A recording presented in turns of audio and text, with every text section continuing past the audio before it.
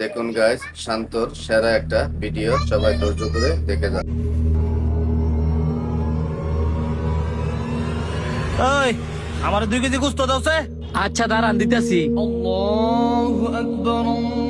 আজান দেয়া লাইছে, তাড়াতাড়ি যাই নামাজটা পড়তে হইব।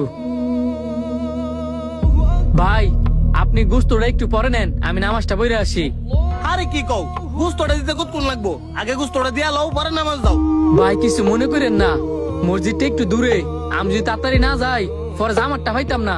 আরে জামাত না হইলে কি হইব, কাঁচা পরে লাইবা। আমার অনেক তাড়াহুড়া, গোস্তটা দাও তাড়াতাড়ি। আপনি কি মুসলিম? এই কথা কইলে কেন? আর আমি যদি মুসলিম না হইতাম তাহলে কি গরু মাংস কিনতাম এলে বলে? আপনি মুসলিম হলে এই কথাটা বলতেন না। আপনি জানেন না, আজান দেওয়ার সাথে সাথে প্রত্যেকটা মুসলিমেরই উচিত নামাজের উদ্দেশ্যে রওনা দেওয়া। জ্ঞান দেওয়া বন্ধ কইরা তাড়াতাড়ি 2 কেজি গোস্ত দাও। বড় জোর না হলে 5 মিনিট সময় লাগবো। ভাই নামাজটা পড়তে গেলেও কিন্তু বড় জোর 5 মিনিট সময় লাগবে। আপনি আমার সাথে লন, নামাজটা পড়ে আসি, পরে আপনার এসে গুস্ত দেই।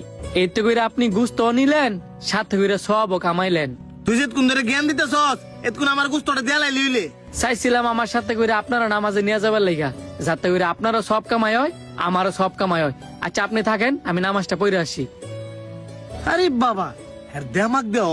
হ্যাঁ যেমন গরুর মাংস ব্যস্ত হয়েছে না, স্বর্ণ ব্যস্ত হয়েছে। হ্যাঁ ভাই, আপনি আমারও নয়েন গুস্ত দেই। আপনার এনের গোস্ত ইত্যা ভালো হইব নি? গেছেন তো গাই গরুর গুস্ত কিনতেন, আর আমারও নাই আছি গান যায় গুস্ত বালানি। হ্যাঁ এই দেখেন অরিজিনাল দেশি আর গরু। আমি সবসময় হেই দোয়ানের গোস্ত নেই, গোস্ত কোনদিন খারাপ হয়েছে না। কিন্তু হেই দোয়ানের যে পোলাটা, হ্যাঁ যে বেয়াদব, ইত্যা গুলো ব্যবসা করতে তো না। হ্যাঁ হইলো মুরব্বিকার ফুলা, হ্যাঁ একটু বেদ বই। হ্যাঁ ভাবে অসুস্থ দেখা হ্যাঁ কটা দিন ধরে দোয়ানদারি করতেছে। একটু না, হ্যাঁ একটু বেশি বেয়াদব। হ্যাঁ আমি টিয়াদা গোস্ত নিতে মাইছি, আর হ্যাঁ এমন ভাব ধরছে হ্যাঁ যেমন আমি ফ্রিতে নিতে মাইছি। দৌড়াই গেছে কেন আমার সত্য। হ্যাঁ কথা বাদ দেন, আপনার গুস কয় কেজি তুমি এটা এখন দেন 2-3 কেজি। এই নেন ভাই আপনার গুস্ত।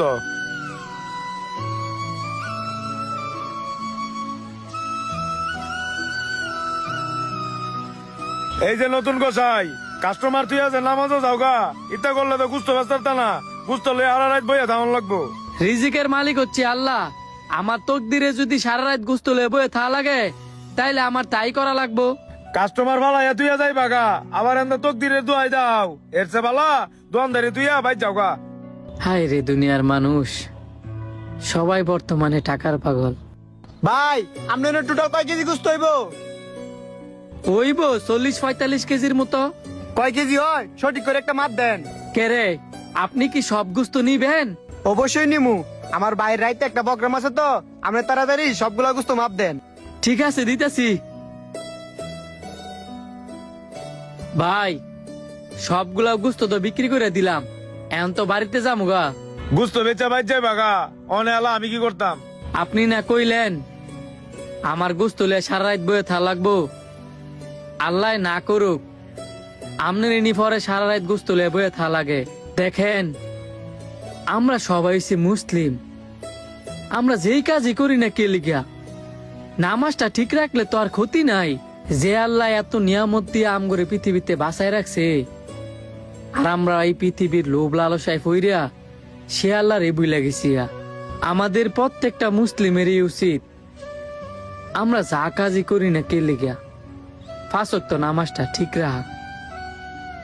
আপনি আল্লাহরে সন্তুষ্ট রাখবেন তো আল্লাহ পাক আপনারে খুশি রাখবো। আমি যদি ভুল কিছু বইলা থাই তাইলে আমার ক্ষমার দৃষ্টিতে দেখবেন। আমি গেলাম, আসসালামু আলাইকুম। ভিডিওটি কেমন লাগলো অবশ্যই কমেন্ট করে জানাবেন, আর ভালো লাগলে বেশি বেশি করে শেয়ার করে দিন।